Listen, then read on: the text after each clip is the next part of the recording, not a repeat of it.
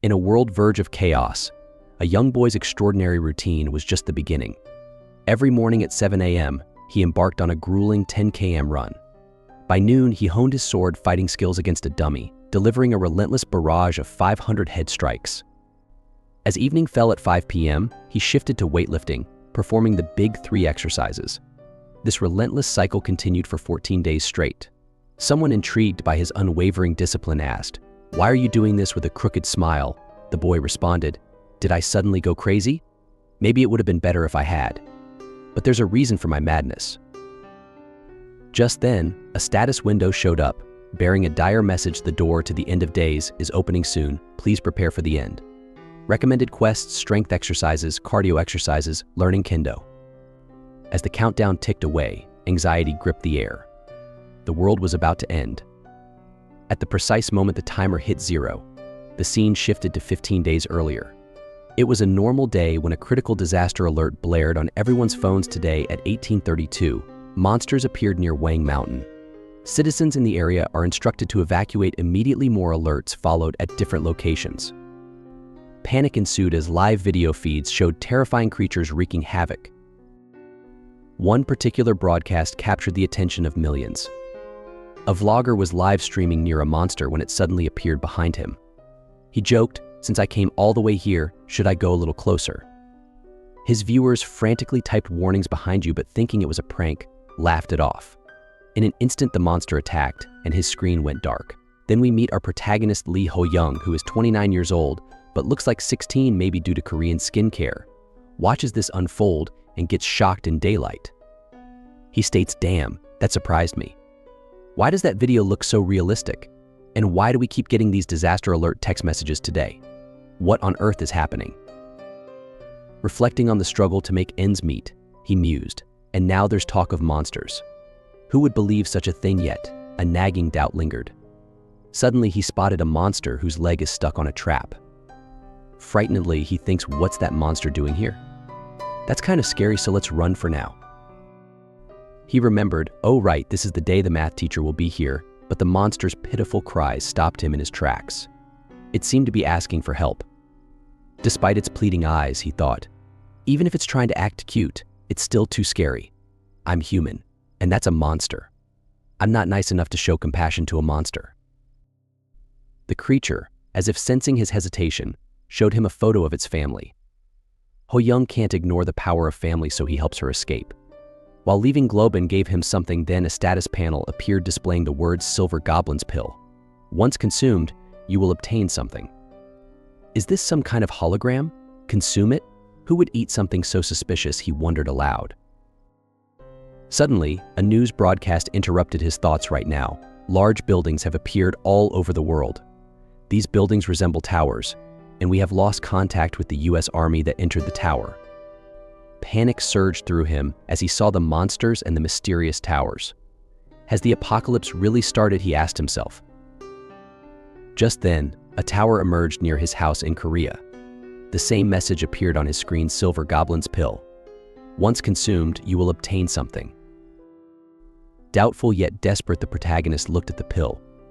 "I don't know if this is the right decision," but despite his hesitations, he swallowed the pill.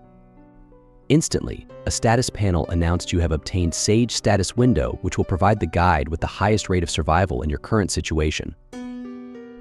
A mysterious book materializes in Ho-young's hand. The panel reads, "The door to the end of days is opening soon. Time left until the end of days: 15 days, 4 hours, 12 minutes, 52 seconds. Please prepare for the end. Recommended quests, strength exercises, cardio exercises, learning kendo."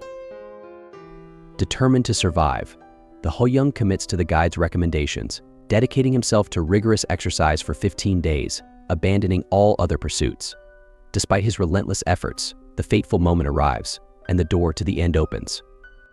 As he grips his sword, the game begins.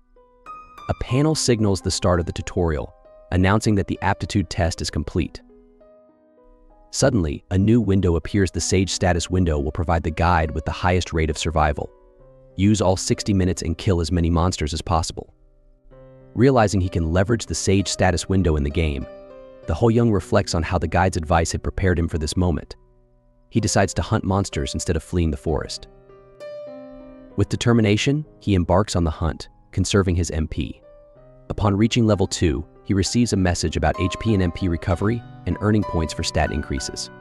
Grateful for the timely recovery, he readies himself for further challenges. However, another message reveals a drawback of the Sage status window's slower leveling compared to other players.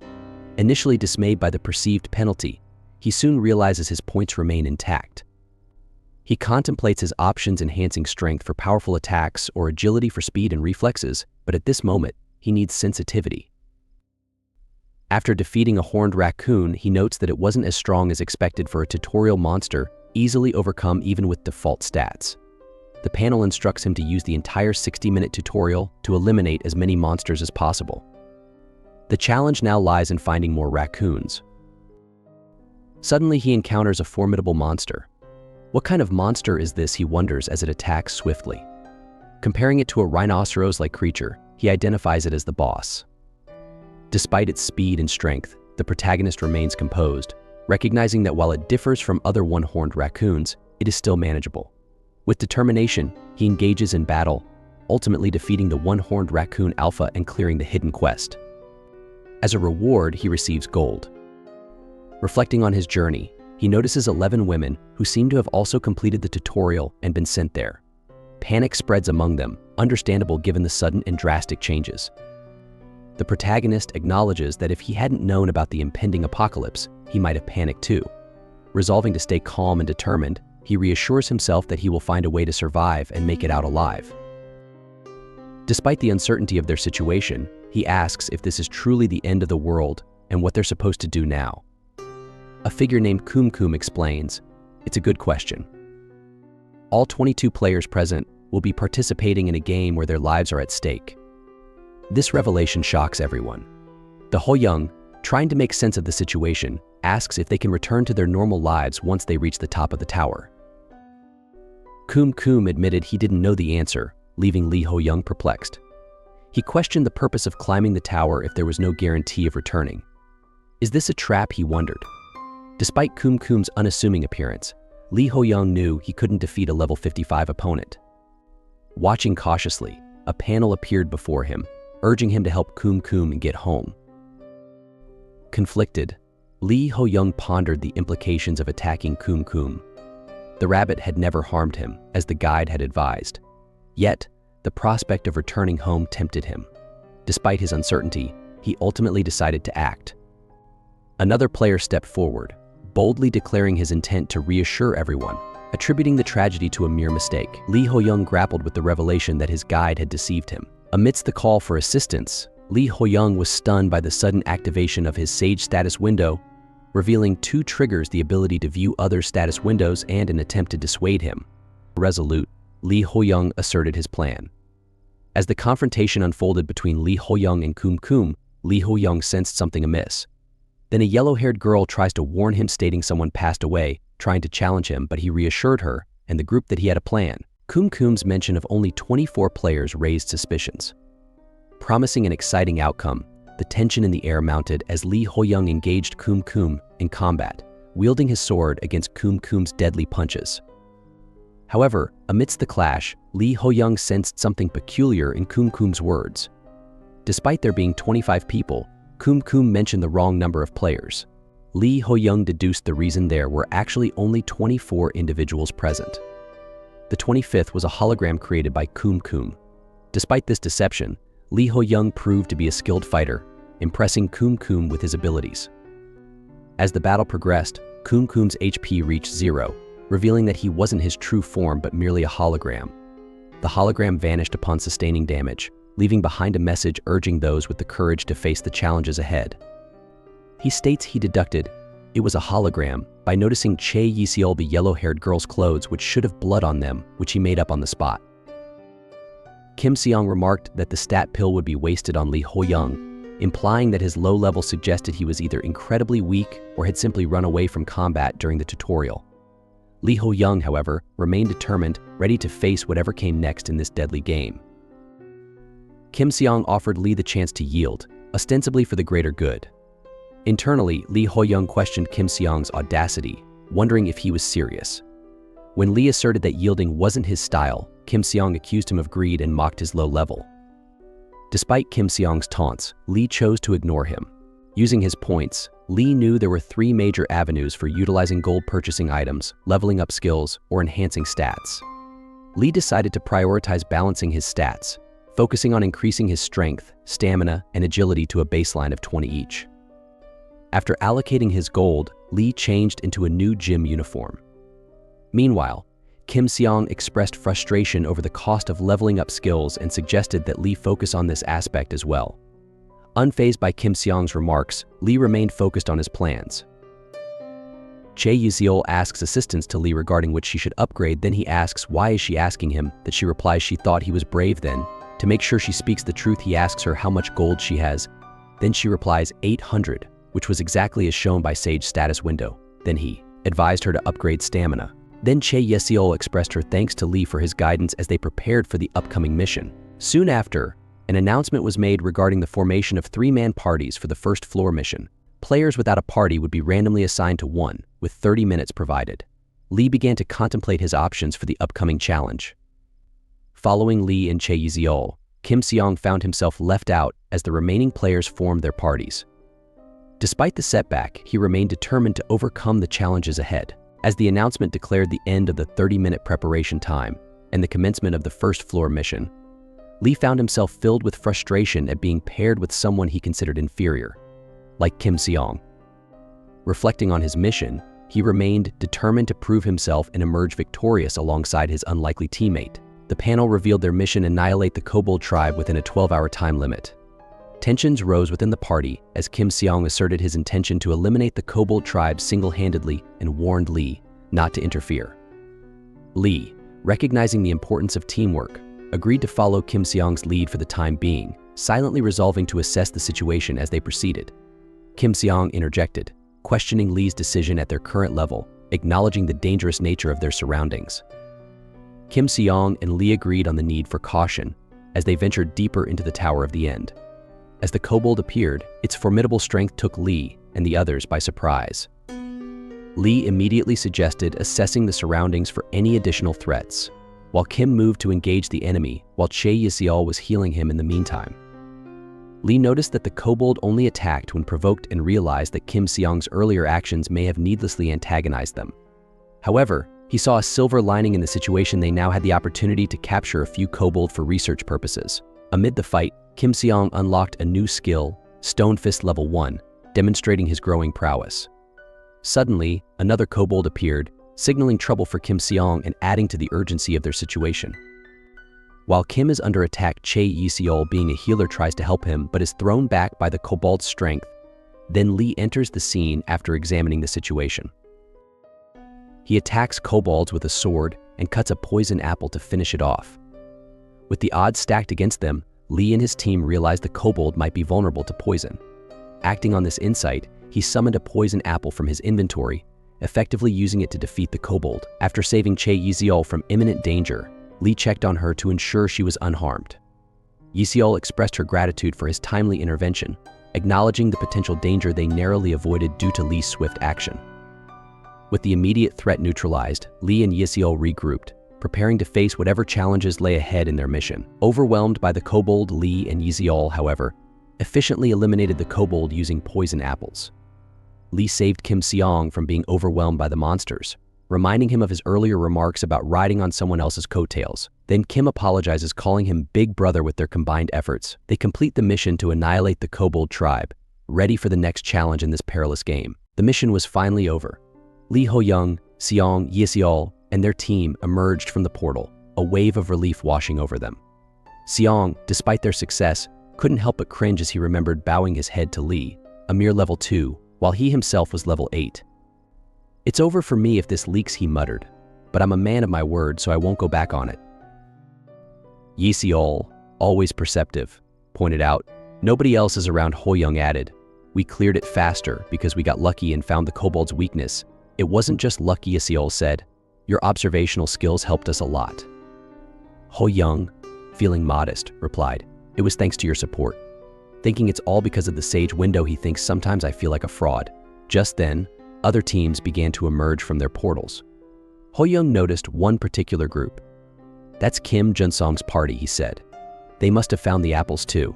I wonder if the other teams will make it back."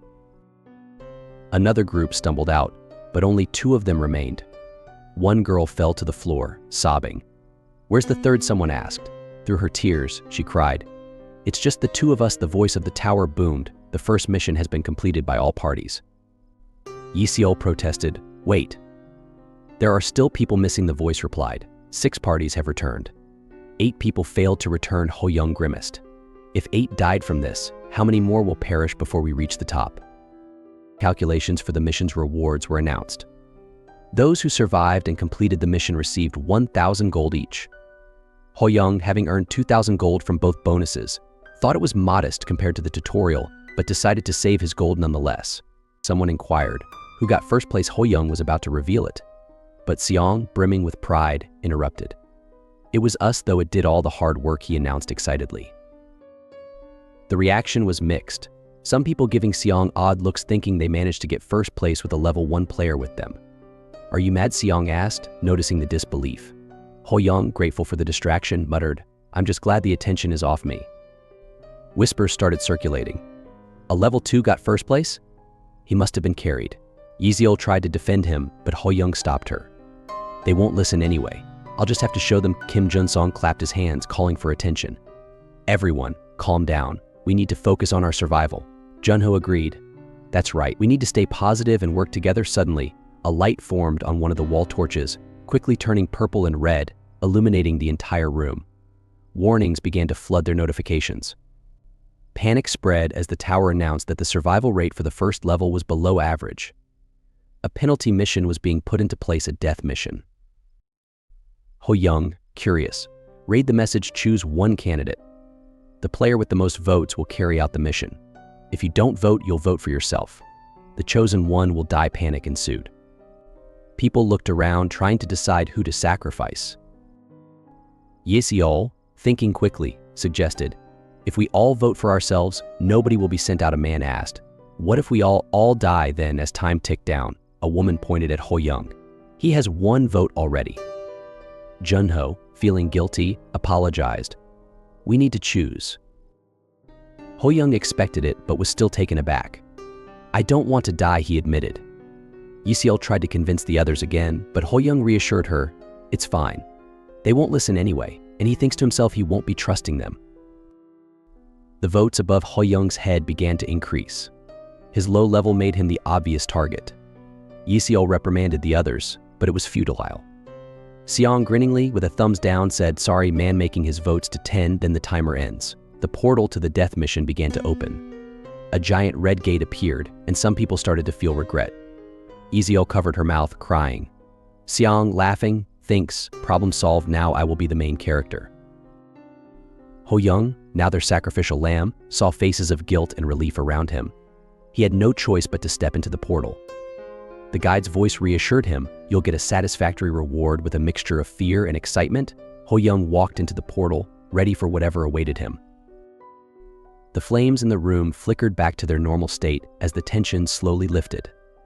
Conversations buzzed around the group about their recent decisions and the fate of their companions. Kim Jun-song Seong, with a hint of worry in his eyes, turned to Yi. "Are you okay?" he asked, his voice soft but laden with regret. "It feels awful. We were supposed to be a team." Kim Seong scoffed, his expression hardening. "Regretful? Give me a break. He got what he deserved." Jun-song looked puzzled. "What do you mean?" Seong's eyes narrowed. "You could tell by the levels alone. Ho-young was just leeching off us. He didn't pull his weight." Yi-seol's eyes flashed with anger. "What are you talking about? Ho-young was the one who carried us through most of the mission." "Nah," Seong replied dismissively. "He just swooped in for the final hit on the kobold after we did all the work." "How delusional can you be?" Yi-seol shot back. Seong rolled his eyes, recalling how Ho-young effortlessly took down enemies. He pondered whether Ho-young had some hidden skill to mask his true power. But even with his doubts, he hoped Ho-young would make it back. "I hope he's as good as you say," Jun-song muttered. "I want him to return alive." Yi-seol wiped away her tears, recalling Ho-young's encouraging words. "He will. I believe in him." Jun-song managed a small smile. "Yeah, he'll come back. I'm sure of it. Inside the death mission, Ho-young found himself at a foreboding kobold camp. The atmosphere was thick with menace. He had voted for himself, feeling confident, but knew he'd need a word with Seong later. The mission objective appeared: kill the enraged chieftain and his hunting group. Ho-young's eyes locked on the massive, red-skinned kobold leader, a level 12 monster that let out an earth-shaking roar. The guide's voice rang in his mind. The chieftain is weak to poison. Like the rest, Ho-young crushed a poisonous apple, letting its juice drip onto his blade. A level 12, this is going to be a nightmare. If anyone else were here, they'd be dead for sure. A kobold lunged at him, but he dodged the spear with ease, slicing through 3 of the creatures in one swift motion. All right, side mobs are down. Now for the big guy charging at the chieftain. Ho-young's sword clashed with the beasts. The kobold leader skillfully minimized the impact by pulling back at the right moment. Ho-young noted the chieftain's combat prowess, his mind racing. To his surprise, the chieftain turned and bolted. Ho-young gave chase, only to land a cut on its backside. The beast paused under the full moon, its eyes glowing with a new, terrifying intensity. In an instant, it slashed at Ho-young, leaving a deep gash on his chest. Back at the base, Seong spoke dismissively. We can't do anything for someone who's dead. I'll carry us through the tower. Yeseol ignored him, praying for Ho-young's safety. Seong scoffed. He's obviously dead. Why bother have a conscience for once? Yeseol snapped. What if he comes back? Their argument was interrupted by a sudden portal. Yeseol's heart leapt as she saw Ho-young step through, wounded but alive. Junsong, overwhelmed with relief, cheered as Ho-young's injuries began to heal. Meanwhile, in the mission, Ho-young remembered the guide's warning about the chieftain's red eyes. As the beast charged, its health ticking down, Ho-young knew he had 1 shot left. The chieftain thrust its sword at him. He dodged, letting it pierce a tree. That could have been me, Ho-young muttered, a cold sweat dripping down his face. He realized he'd been using his sword wrong. Inspired by the chieftain's tactic, he decided to use its own momentum against it using stabbing. As the chieftain leapt at him, Ho-young steadied his blade, thrusting it forward. The beast's weight and speed drove the sword through its body, ending the battle. Flashback over, Yeseol ran to Ho-young, but Seong stepped in, sending her sprawling. Confused, she watched as Seong nervously hugged Ho-young. I knew you'd make it back, big bro, Seong exclaimed, sweat trickling down his face. This guy's goofy, but I like it, Ho-young thought, bewildered. What the hell is going on? Ho-young wondered aloud. Seong laughed heartily. Of course, a lowly mission couldn't stop the strongest in the universe. Hearing that response while he also betrayed him, Ho-young just wanted to punch him. Ho-young barely had a moment to catch his breath when a voice rang out. Did you really clear it? A man approached, eyes narrowing suspiciously. He checked Ho-young's level and frowned. How are you still only level 2 if you cleared it? The crowd began to murmur, the skepticism spreading like wildfire. Ho-young sighed, recalling how people had always doubted him, even back in school when they accused him of cheating just because of his good grades. Weirdos, he thought. Someone in the back snickered. Maybe he just hid away and waited for it to finish like he did in the tutorial. Ho-young clenched his fists. He knew people's prejudices wouldn't change easily, but this was getting out of hand. Before he could speak, Yeseol stepped forward, her voice strong and clear. Enough. Stop running your mouths. He survived the mission, didn't he? Hyung felt a wave of gratitude towards Yeseol. Seong stepped up beside her, puffing out his chest. Big sis is right. Instead of celebrating Ho-young's return, you're all just ruining the mood. My big bro here, the strongest in the world, deserves better. Ho-young couldn't help but think Seong was nuts, but his antics were oddly comforting. Still, Ho-young knew he needed to show them something convincing. I need to show you all something. The scene jumped forward to Ho-young revealing the boss's blade, a rare rank weapon with 15% increased attack power. He explained he managed to defeat the kobold's leader by using poisonous apples. The group gasped. That's cheating, someone exclaimed. Junsong, eyes wide with surprise, said, I can't believe you had a poisonous apple with you. That item is more valuable than experience, Ho-young smirked. Survival, huh? You all seem to have forgotten that you voted for me to die. The atmosphere grew tense. Faces froze, and Yeseol's worry deepened. Junho struggled but eventually spoke up. He's right, I justified it as necessary, but it was pure selfishness. Voting for the lowest level was like silently targeting him. Junho bowed deeply. I'm truly sorry, but I'm glad you returned. Ho-young saw the sincerity in Junho's tears, but a woman scoffed. Why go so far? He came back, didn't he? Junho turned on her, furious. How dare you, Seo Injen? Don't you feel any guilt? She crossed her arms. Not for you to say when you voted for him first. Ho-young raised his hand to calm them. I didn't bring this up to reprimand you. It's to stop it from happening again. The tower is trying to divide us, create distrust, and lead us to ruin. The group listened, the weight of Ho-young's words sinking in. Returning from the death mission is an opportunity, he continued. We can defy the tower's intentions. Junsong, now hopeful, asked, what's your plan for the future?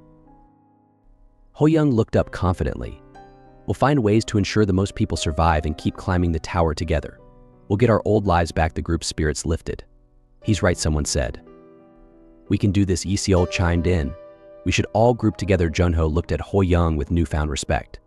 I shouldn't have judged you. Suddenly, Kumkum appeared, looking grim. Unfortunate news. The next mission is a survival game. They were all shocked. Shouldn't you be at home? Kumkum nodded. Yes, but this mission is a battle royale among us. It's at a lower level, so we can catch up. He explained the rules. There will be 16 players and 16 doppelgangers. The goal is to slay all the doppelgangers who have the same stats and memories as us. No rewards for slaying doppelgangers, but slaying a player grants stats and gold. The group was shocked. You're just asking us to slay each other. Kumkum's expression hardened. Every 30 minutes without a slay, we'll be summoned to the lobby and face a disaster. A circle with a purple aura appeared in the room, a giant hand emerging from it. Ho-young's heart pounded as the hand smashed down where he stood. How am I supposed to fight this? He shouted, narrowly dodging. The hand struck where the group had been standing, but they all managed to avoid it. Ho-young managed to push Junho aside and slipped out of the giant's path just in time. He looked back to see the enormous creature looming over them. This is a disaster, he muttered. The other players began to tremble, fear gripping them tightly. They had barely passed the first floor, and now this? Some were too petrified to move. Hyung knew this was bad. The panic was spreading fast. The giant swung its massive arm toward one of the frightened players, but Ho-young leaped in and pushed them out of the way. The second floor mission hasn't even started yet. What's going on? Kumkum was pretending to be terrified, cowering behind a rock. Ho-young squinted at him, realizing that Kumkum might be putting on a show to lock everyone into the mission. Despite the danger, a smile crept onto Ho-young's face. This is just a taste of what's to come, he thought. It can't really harm us, right? But then, the giant smashed the ground again, sending players flying through the air. Junseong fired an arrow and Seong threw a boulder, but the giant effortlessly stopped both. Ho-young's heart sank. He had been wrong. This thing was trying to slay them. Yeseol began healing the injured players, but she looked exhausted. I'm running out of mana, she called out. Ho-young realized someone was going to get seriously hurt if this kept up. Junho pointed out that the giant was coming for round 2. Ho-young took a deep breath. Everyone, stand back. No time to worry about what others think. We need to stop it to save ourselves. He gripped his sword tightly and charged at the giant. As its fist came down, Ho-young let out a roar, using all his strength to stab and pierce through the fist, creating a hole and, to his shock, completely erasing the giant from existence. The players were stunned into silence, and even Ho-young couldn't believe what he had done. They started cheering, but he stared blankly at his sword, wondering if it was truly that powerful. A status window popped up, indicating he would be in an exhausted state for 3 minutes due to using strength beyond his limits. His vision narrowed, and he collapsed to the floor, unconscious. 3 minutes later, Ho-young opened his eyes to see everyone staring at him. His exhaustion had lifted, and the group quickly checked up on him. Junho, tears in his eyes, exclaimed, I'm so touched by how humble you are. Ho-young, still dazed, asked, what happened? Junho began to explain, but Kumkum snapped his fingers. It was sent back. Just a taste of what's to come, he said with a grin. Exciting, right? But remember, with the requirement that someone must be defeated every 30 minutes, the people standing around you might just be the ones to slay you in the end. Fear spread through the group again.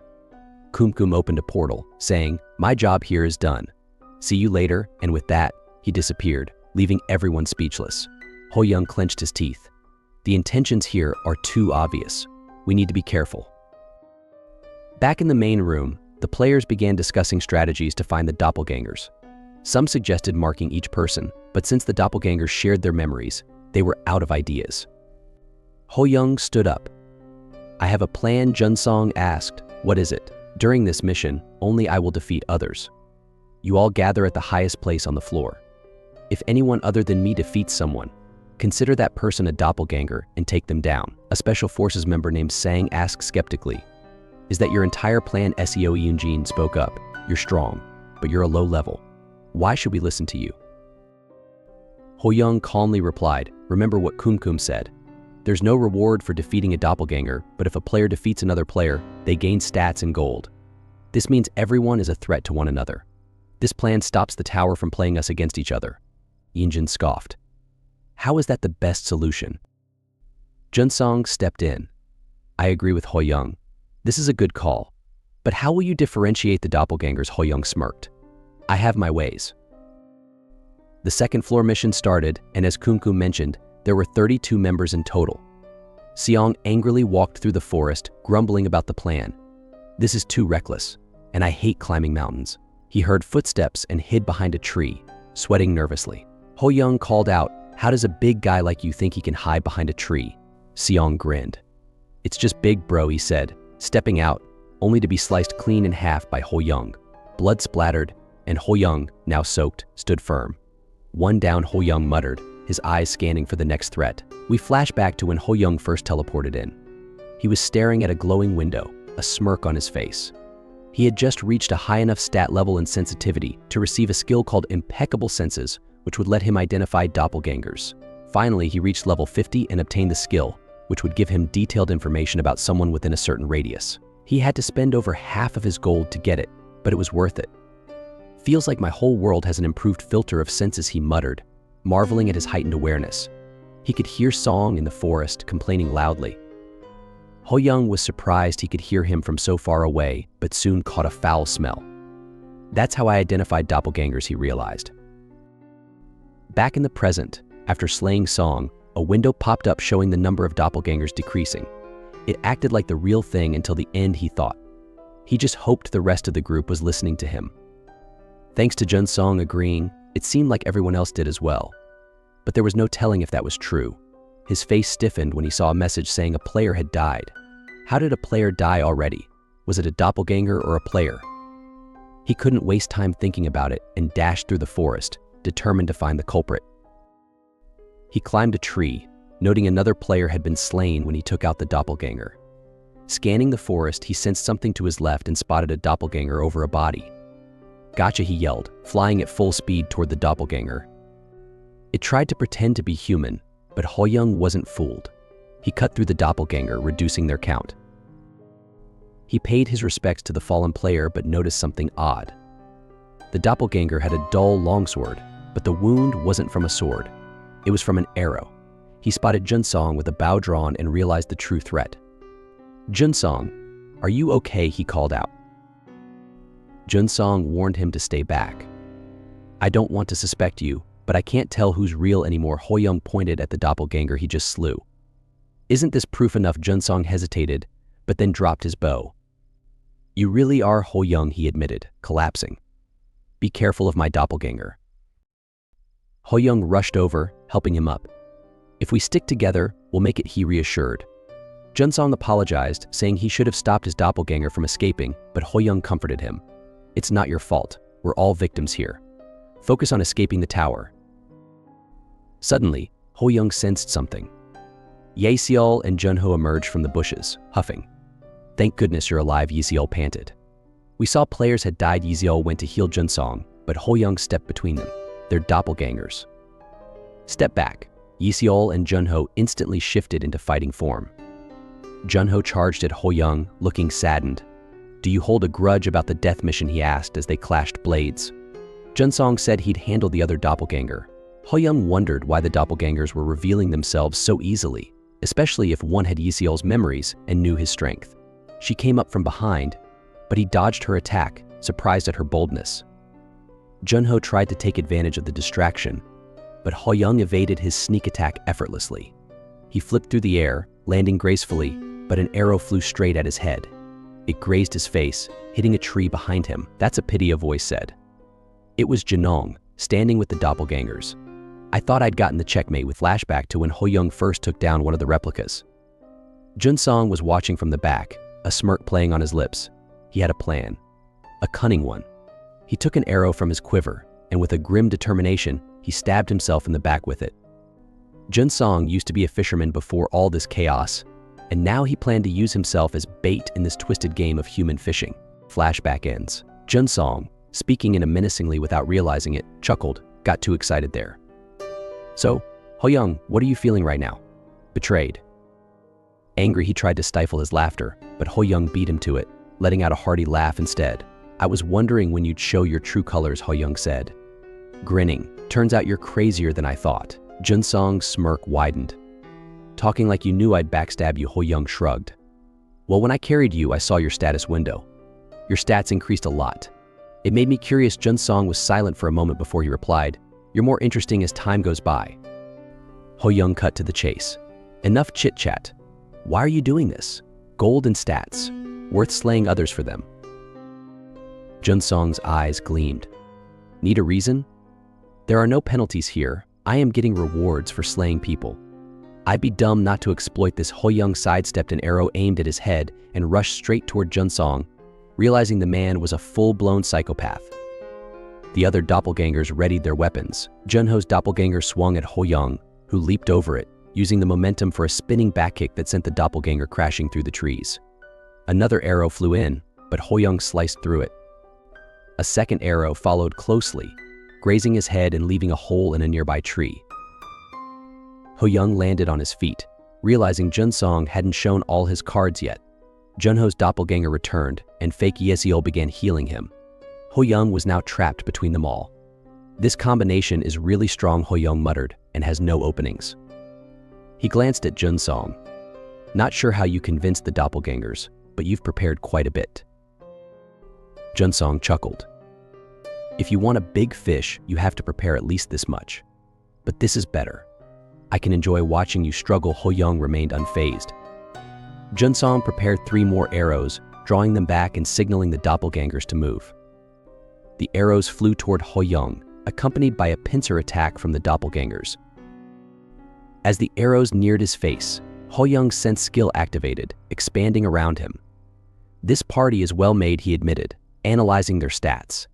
But it's not enough his stats were too good to be true. He sliced through the arrows while slashing Junho's doppelganger across the chest. Yesiel's doppelganger tried to heal him, but her hand was sliced off. Ho-young quickly finished off both doppelgangers, reducing their count. Ho-young slowly walked towards Junsong, who was now laughing nervously. Stricken with fear, Junsong dropped to his knees. Ho-young thought he was trying something, but Junsong just started dramatically crying, begging for his life. "I got obsessed with the rewards," Junsong sobbed. "Lost the sauce. I saw how good you were and crossed a line I shouldn't have. Just this once, please." Suddenly, Junsong stood up, shouting, "Go to hell," and lunged at Ho-young with an arrow. Ho-young swung his blade, cutting Junsong's head and sending it flying through the air. "Damn," Junsong muttered in his final moments, realizing Ho-young wasn't just a slightly bigger fish. He was a relentless monster. Ho-young's sword dripped with blood as he watched the death count update in the window. Guilt tugged at his heart, but before he could dwell on it, another window popped up announcing he had slayed the Star Killer. Now, the message said, he would take that place, a red aura swirling around him, signaling an offer from the doppelganger's support and a huge benefit. The mist began to form into the faint shape of a woman who extended her hand to Ho-young. Ho-young stood frozen, realizing this was how Junsong had controlled the doppelgangers. Legendary equipment, skills, and an exclusive trait were within reach. He gulped audibly, conflicted.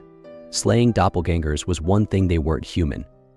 But accepting this offer meant he would face situations where he'd have to fight humans, and one of them might even become the Star Killer. The woman smiled as he contemplated his decision. With a resolute swipe, Ho-young dismissed the window.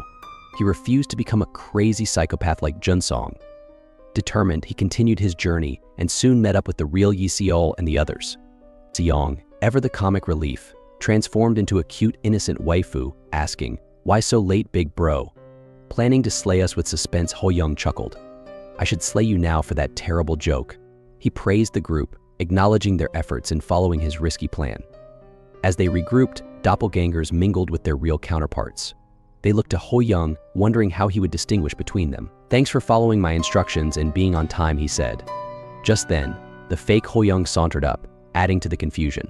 A tense silence filled the air as the real and fake Ho-young had to stare down. "This has gotten complicated," Ho-young admitted. "I wanted to slay my doppelganger before things got messy, but thanks to Junsong, my plan is ruined. Now it's me versus my doppelganger." A random player, whose name Ho-young couldn't quite remember, piped up, asking Ho-young to explain. "Have you been slaying doppelgangers? Who are they?" Ho-young thought for a moment. "There are 8 people with either a slayed doppelganger or a slayed player. If I reveal the 5 doppelgangers I've slayed, it'll confirm who's good." Both Ho-young and his doppelganger began listing the names of doppelgangers they had taken down. The group was stunned. "This is what it's come to," Ho-young said. Fake Ho-young jumped in. "Think about it. Both Seong and Yeseol were in my party, and I slayed their doppelgangers first. What are the odds?" The group murmured, torn between the 2 Ho-youngs. Doppelganger continued. "If the other Ho-young is right, that means Junsong here is a doppelganger, which means he slayed the real Junsong. But Junsong was our leader. How could he die so easily? Even if it's the real Ho-young, how can we trust a slayer?" The players began to panic, weapons drawn, ready to slay Ho-young and the other doppelgangers. Seong and Yeseol tried to calm them, but the tension was palpable. Ho-young, surprisingly calm, praised his doppelganger for its cunning move. "Doppelganger is right. I did slay Junsong," he admitted. Doppelganger smirked. "Giving up already? Disappointing. But there's something even my doppelganger doesn't know. Junsong was a traitor." Ho-young/Junsong's doppelganger in front of everyone, silencing the group. The real Junsong had been a traitor all along, and Ho-young had played his final, winning card. Junsong fell to the floor, a dramatic look of betrayal in his eyes. The doppelganger screamed, "What are you doing? Are you just going to do whatever you want?" Junho stepped forward, his face puzzled. "Wait a minute. What do you mean Junsong is a traitor?" He looked at Ho-young. "Does that mean the real Ho-young slayed the doppelganger just now and got us all together here?" Ho-young nodded. "Yes, when a player slays a doppelganger, it's revealed immediately. But if I can tell who a doppelganger is, it proves I'm the real one. And yes, Junsong was a traitor. He wore the mask of a good person, hiding his true nature, waiting for the right chance to strike." One of the players, Injin, began to shake. "How dare you insult Junsong?" She dashed forward, tears streaming down her face, but stopped dead in her tracks as she was shot in the back by a doppelganger. The notification flashed a player had fallen. The group tensed, now on high alert. Junsong laughed.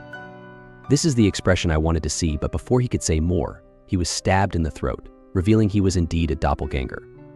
Sechang popped out from behind a bush. "Sorry for doubting you. What do we do now?" Ho-young was surprised but grateful for Sechang's help. The other players, now convinced he was the real Ho-young, wielded their swords, waiting for his instructions. Ho-young recalled the death gate. "This feels like déjà vu," he said. "I'll tell you my final plan." Just then, Ho-young's doppelganger leaped for a surprise attack. Ho-young blocked it effortlessly. "Their stats are from when we first entered the 2nd floor. We're stronger now, and they can't keep up." The group began to raise their stats, growing more powerful by the second. With their newfound strength, they cleared the mission, though they did lose a few players. An Sechang looked disappointed. "If it wasn't for that traitor, nobody would have fallen," he muttered, likely reflecting on his time in Junsong's party. Ho-young nodded, thinking, "I'm disappointed too. I didn't want anyone to fall.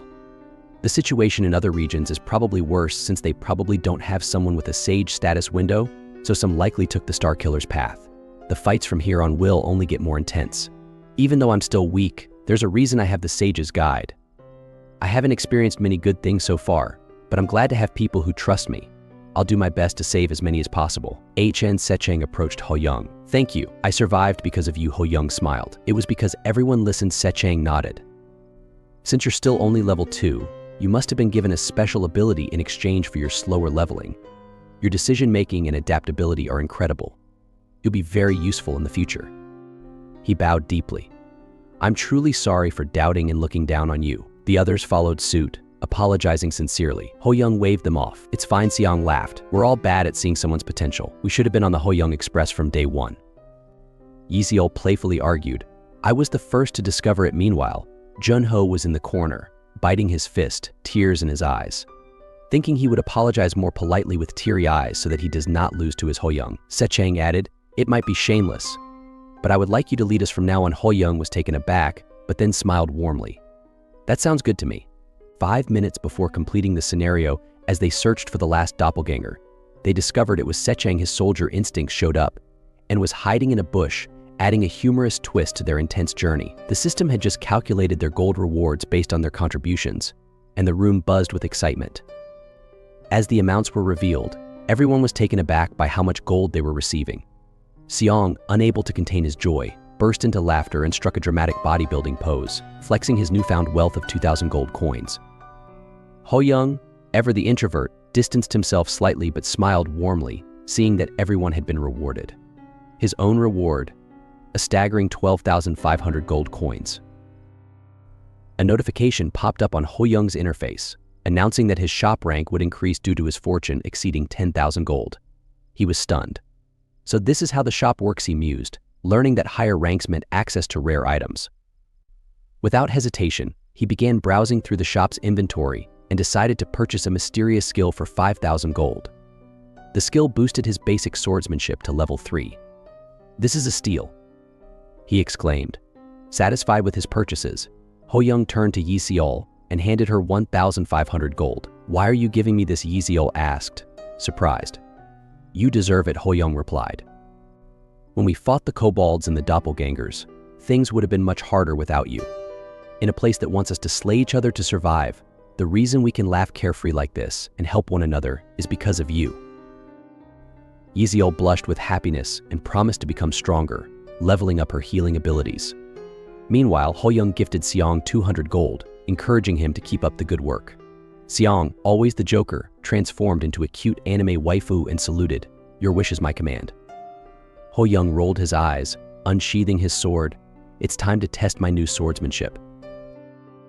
The scene transitioned quickly to the 3rd floor of the labyrinth, where their next mission awaited a siege mission. For the first time, they would meet players from other regions. Their objective was to attack a castle and seize its altar within 24 hours, though the penalty for failure remained unknown. Ho-young displayed a rare item they had obtained, a return crystal usable only on the 3rd floor. The other players speculated nervously about its purpose, with some fearing they might have to slay others.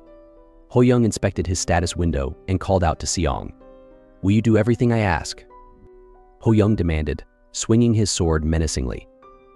Seong, not one to back down, made a mocking face but agreed reluctantly. Soon, he was walking towards the mountains, complaining, "This is too much for 100 gold coins. He could have just told me I wouldn't stay extinct even if I was slain here." The return crystal, after all, granted the ability to respawn. Arriving at the castle gate, Seong took a deep breath. "I'll destroy it all," he declared, launching a powerful punch that cracked the gate, reducing its durability. He continued his assault until the gate shattered, opening a path for the others. "No gate can withstand my power," he boasted, only to see the gate respawn behind him.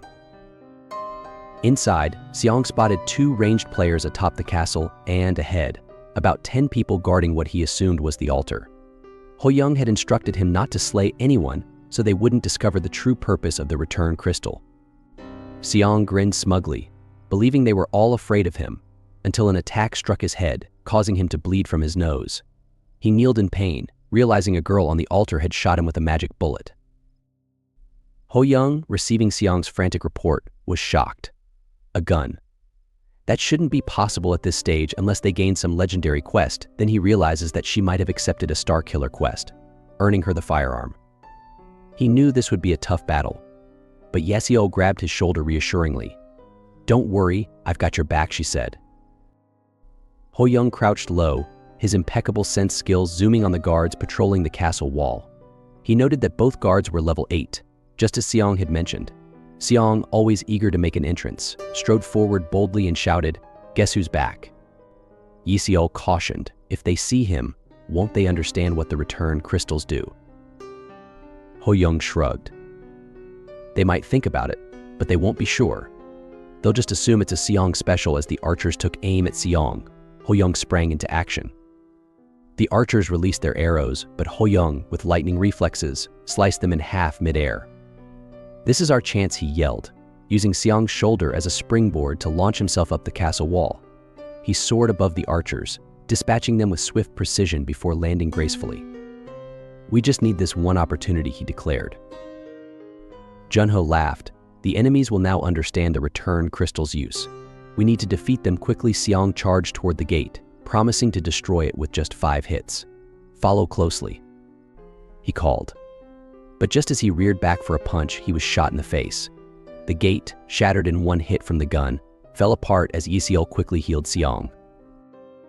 Ho-young, puzzled, wondered aloud, "What's going on?" One of the archers started laughing, taunting, "You should slay us when you had the chance. That mindset will cost you dearly." The gun woman stood menacingly as the archer continued, "The mad woman will take advantage of your lack of conviction to slay you all."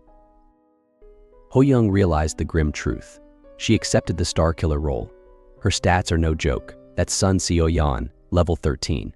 She must have slayed a lot on the second floor before Ho-young could react. Seo-yeon shifted her aim and shot him in the shoulder. "She's quicker than I thought," he muttered, lifting his coat to reveal leather armor. "I'm hella glad I prepared for this." He calculated quickly. Each shot costs 10 MP. If her shop rank is the same as mine, she can't afford mana recovery potions. She should only have 13 shots left. Ho-young leaped off the castle wall, signaling the group to charge. Sechang, employing a shadow clone, darted in front of the group as a bullet flew towards them, hitting one of the players. "How do we dodge those bullets?" the player asked in a panic.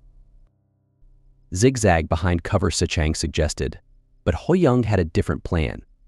"She can't use her bullets indefinitely. She'll run out of MP.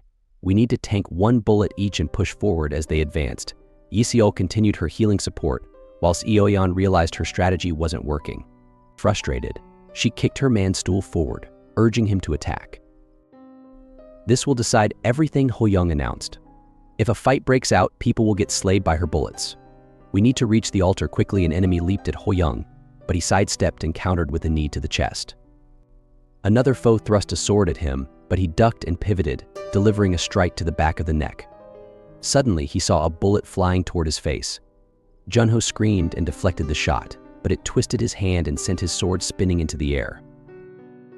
Seo-yeon noticed their reactions to her shots. Junho, in a desperate move, called out, "Ho-young, move quickly," but before he could finish, Seo-yeon's next bullet struck him down. Ho-young's frustration boiled over. She knows they'll return after slaying, but how can she stay so emotionless while murdering people? More of their team began falling to her bullets, and he gritted his teeth. "This group is pretty interesting," Seo-yeon mused with a cold smile.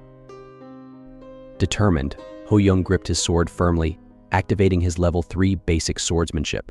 He sliced through enemies with precision, reaching the base of the altar. Pushing off the floor, he launched himself towards Seo-yeon, who readied her pistol with a steely gaze. Their collision sent sparks flying and a shockwave rippling through the air. Seong, observing the chaos, shouted, "We're in for it now." The enemy looked puzzled, but Seong grinned. "Now that big bro's reached the altar, we don't need to hold back anymore." He smashed the floor, sending foes tumbling backward. Ho-young and Seo-yeon locked eyes, thinking it was a battle between good and evil. She arched an eyebrow. "You're pretty strong for a level 2. What's your secret?" Ho-young smirked. "You're the weird one."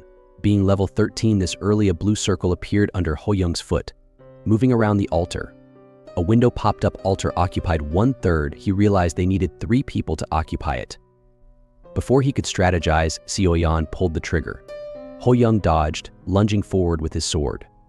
"I need to get rid of her now," he muttered. She blocked his strike with her gun, deflecting his stabs. "How are you reacting so fast?" she wondered aloud. Her eyes narrowed as she noticed his sword's unusual design. She leaped over him, firing 2 shots mid-air, but he dodged effortlessly. "Did you predict my move?" she asked, landing and facing him. Ho Young's grin widened. The scene shifted to a brief backstory on Junho, who was a renowned table tennis player.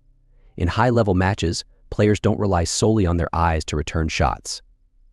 They read their opponent's posture and gaze, predicting their next move.